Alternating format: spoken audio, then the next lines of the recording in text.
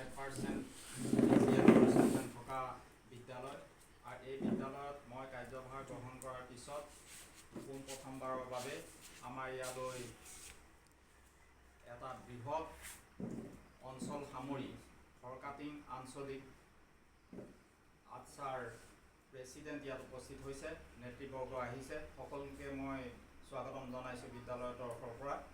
আৰু আজিৰ এই ক্ষণত তেখেতসকলে আমাক যথেষ্ট উৎসাহজনক কথা অৱগত কৰিছে। বিদ্যালয়ৰ বিভিন্ন ধৰণৰ সমস্যা সম্পৰ্কত তেখেতসকলে আমাৰ লগত বাৰ্তালাপ কৰিছে। আমি নথৈ আনন্দিত হৈছোঁ।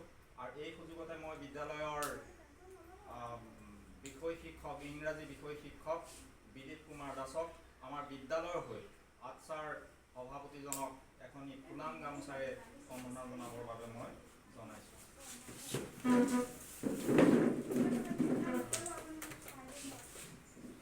অতি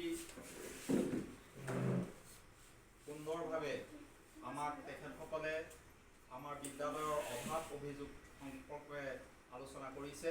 আমি নথৈ আনন্দিত হৈছোঁ। এই স্থানীয় সংগঠনটিয়ে বিভিন্ন সময়ত বিদ্যালয়খনৰ উন্নয়নমূলক কামৰ কাৰণে তেখেতসকলে আমাৰ লগত যোগাযোগ কৰি থাকে। গতিকে এইবাৰো আমি যাতে 100% ষ্টুডেণ্ট উপস্থিতি কৰোৱাব পাৰোঁ, সেই ক্ষেত্ৰত তেখেতসকলে আমাক কথা দিছে। গতিকে আমি তেখেতসকলক সেই বিষয়টোৰ লগত জড়িত হৈ আমাক যাতে বিদ্যালয়খনৰ যি উন্নয়নৰ কথা সপোন দেখিছে, সেই সপোন যাতে উন্নয়নৰ সপোন যাতে বাস্তৱায়িত হয়, সেই ক্ষেত্ৰতো আমি আশা ৰাখিছোঁ।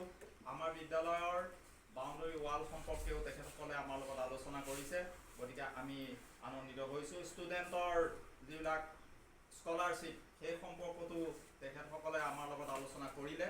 গতিকে আমি সকলোবিলাক কাম এক সুন্দৰ যোগাযোগ যাতে ৰক্ষা কৰি চলাই নিব পাৰোঁ, তাৰে আশা আমি ৰাখিছোঁ। আৰু তেখেতসকলক আমি অদূৰ ভৱিষ্যতে যাতে বিদ্যালয়খন নিজৰ প্ৰাণৰ কেন্দ্ৰবিন্দু বুলি ভাবি লৈ আমাক সহায় কৰে, তাৰ বাবে আমি আশা ৰাখিছোঁ।